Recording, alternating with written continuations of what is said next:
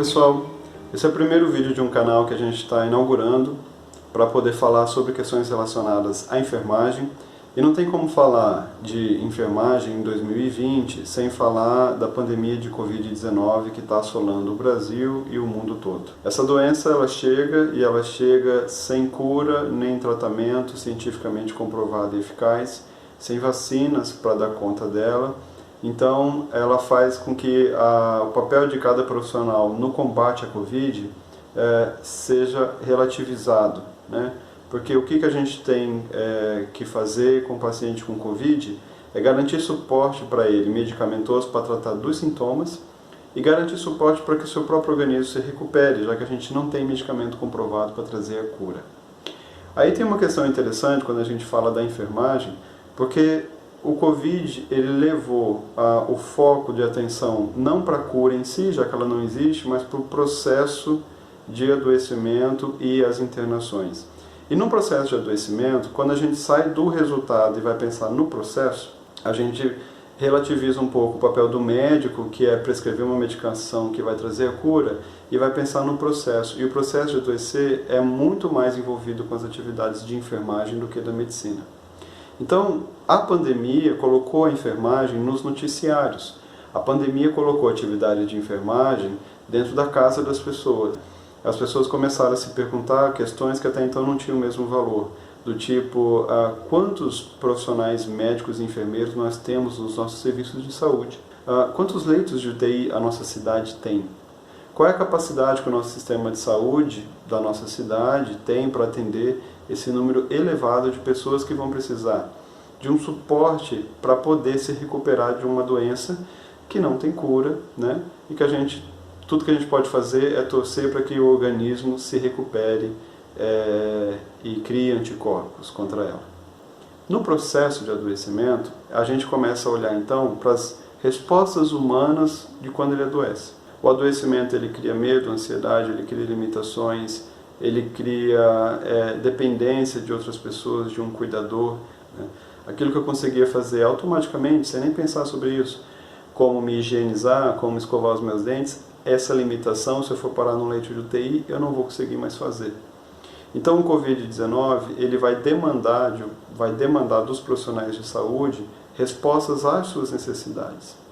E as suas necessidades de uma doença que não tem cura e que os medicamentos estão aí para combater só os sintomas é de cuidado. Então durante a sua internação, se tem um leito de UTI preparado, é porque um profissional de enfermagem estava atrás do planejamento. Se o leito que você deita é um leito que está preparado, limpo, com condições de receber um paciente, higienizado, desinfectado, foi a atuação de um profissional de enfermagem que fez isso. Se no seu leito tem todos os equipamentos e materiais necessários e funcionando para que outros profissionais possam te atender, normalmente esses equipamentos estão lá por um planejamento de uma atividade de enfermagem. E diante das prescrições médicas para tentar combater os sintomas e melhorar a situação de um paciente com Covid, são os enfermeiros que vão fazer a administração desses medicamentos e muito mais. Eles vão fazer aquelas coisas que você faria se você não tivesse limitado pelo Covid. Como higienizar-se depois de evacuar, escovar seus dentes. Então, atividades que são simples, mas que mantêm a dignidade da pessoa humana, né? Elas são realizadas por um profissional de enfermagem. Só que a atividade de enfermagem não vai ser realizada de forma leiga. Ela vai fazer isso planejando o cuidado e ela vai fazer isso de forma científica. Ou seja, quando ela for escovar seus dentes, higienizar, dar um banho no leito e higienizar você depois de uma evacuação, por exemplo, é o profissional de enfermagem que vai fazer isso. E vai fazer isso de forma que, na hora de cuidar, ele não atrapalhe a sua questão respiratória, ele não faça contaminação cruzada, ele não leve o micro-organismo de uma região para outra do corpo. Tudo isso é pensado e cientificamente desenvolvido com uma técnica para que a gente não piore a situação do paciente. E essas ações são ações da enfermagem. O resultado disso é que na Covid-19 a gente tem uma visibilidade que o enfermeiro ganhou em todo o mundo. Ele ganhou os noticiários do mundo inteiro, né? E 2020 é considerado o ano internacional de valorização dos profissionais de enfermagem. Para você ter uma ideia da visibilidade que a enfermagem ganhou com o Covid-19, uma das pessoas mais importantes do mundo, que é o primeiro-ministro britânico, Boris Johnson, ele foi internado por Covid, E quando ele saiu do serviço hospitalar lá da Inglaterra, ele mencionou um agradecimento a todos os profissionais, mas fez uma menção especial a 2 enfermeiros. O primeiro-ministro britânico disse que, se não fosse por esses 2 enfermeiros estarem do lado dele durante 48 horas, o organismo dele não ia receber oxigênio do jeito que deveria ter recebido. Ele fala que o motivo do meu corpo começar a receber oxigênio suficiente foi porque eles ficaram de olho em mim a cada segundo durante a noite e porque estavam preocupados em fazer tudo o que eu precisava. Outra questão importante que a enfermagem teve de visibilidade por conta do Covid-19 foi um dos médicos mais famosos do Brasil, que é o Drauzio Varella, que leva informações médicas para a população pelos meios de comunicação. Ele salienta num texto na Folha de São Paulo, dizendo que o principal profissional de saúde no cuidado do Covid-19 são os enfermeiros, são as enfermeiras.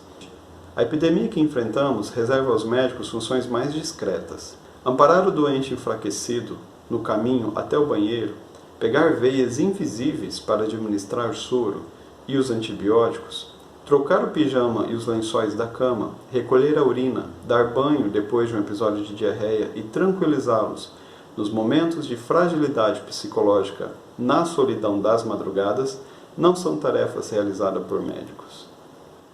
Então, ele vem ressaltar uma questão que é quando a gente vai para o processo de adoecimento e as necessidades dos pacientes nesses momentos, nesse processo, são as atividades de enfermagem que são importantes e que, na verdade, como a gente estava dizendo, garantem a dignidade humana. Fora do contexto da pandemia, teve um outro momento muito importante de visibilidade para a enfermagem, que foi no lançamento da campanha Nursing Now, em 2019, que o então ministro da Saúde, Luiz Henrique Mandetta, disse o seguinte: o pulmão da saúde primária brasileira é a enfermagem. Quem carrega esse piano é a enfermagem. Então, a pandemia de Covid-19 faz com que a gente perceba que, quando a gente adoece, várias das nossas necessidades vão ser atendidas por um profissional da enfermagem. E quando a gente observa o processo de adoecimento, esses profissionais tiveram desde o início até o final dele. O que ocorre é que muitas vezes, como a nossa sociedade é ansioso pela cura, pelo resultado, a gente sai dando graças a Deus que tal médico estava lá, mas esquece de dar certa visibilidade para os profissionais que acompanharam o processo de adoecimento, que são os enfermeiros. E este papel deles é fundamental. O Covid ele expressa algo que não acontece só com o Covid-19. Na verdade, dentro do ambiente hospitalar, para a gente falar só deste contexto de serviço de saúde, o enfermeiro ele tem um papel fundamental em todos os adoecimentos, em todas as condições clínicas. E essas são ações que parecem tão desvalorizadas, e são desvalorizadas, mas que no momento de adoecimento elas fazem toda a diferença para manter a sua dignidade. Quem se importa com a enfermagem em dias normais? Por que a enfermagem necessita de valorização? Por que em 2020 a Organização Mundial de Saúde declara que é necessário valorização dos profissionais de enfermagem? Por que é necessário que a Organização Mundial de Saúde diga isso? A primeira constatação, por lógica, é que é uma profissão desvalorizada. Que grande parte das medidas que são realizadas hoje para combater o Covid-19 são questões levantadas já há muito tempo pela profissão de enfermagem e desenvolvidas pela enfermagem, inclusive. A enfermeira Florence Nightingale, que é famosa na nossa profissão, ela é famosa porque ela pensou formas de organizar os hospitais militares na Inglaterra, e o que ela pensou para os hospitais foi implantado em todos os hospitais da Inglaterra na época da Rainha Vitória, Isso nós estamos falando há 200 anos atrás, então ela tem um grande marco do antes e depois de Florence Nightingale. Por um outro lado, a Covid-19 ela também ressalta outras questões com relação à profissão. E essa desvalorização ela aparece expressa então em alguns momentos. O governo de Minas Gerais que emitiu um decreto fixando uma remuneração para quem for atuar na pandemia exclusivamente para os médicos. Isso criou uma situação desconfortável para as demais profissões da saúde lá em Minas Gerais, e o Conselho Regional de Enfermagem e o Conselho Regional de Fisioterapia emitiram uma nota de repúdio ao decreto do governo. A nota de repúdio diz o seguinte: tal medida constitui um profundo desrespeito e desvalorização das demais profissões e profissionais de saúde, em especial aos profissionais de enfermagem e de fisioterapia, que, conjuntamente com os médicos, compõem a equipe mínima das unidades de terapia intensiva, UTIs, e estão na linha de frente no combate ao novo coronavírus. Lamentamos profundamente ser necessário lembrar ao governo do Estado de Minas Gerais que os médicos não atuam sozinhos no enfrentamento da pandemia de Covid-19, necessitando, obviamente, dos saberes e da mão de obra dos demais profissionais de saúde, sobretudo dos profissionais fisioterapeutas e enfermeiros.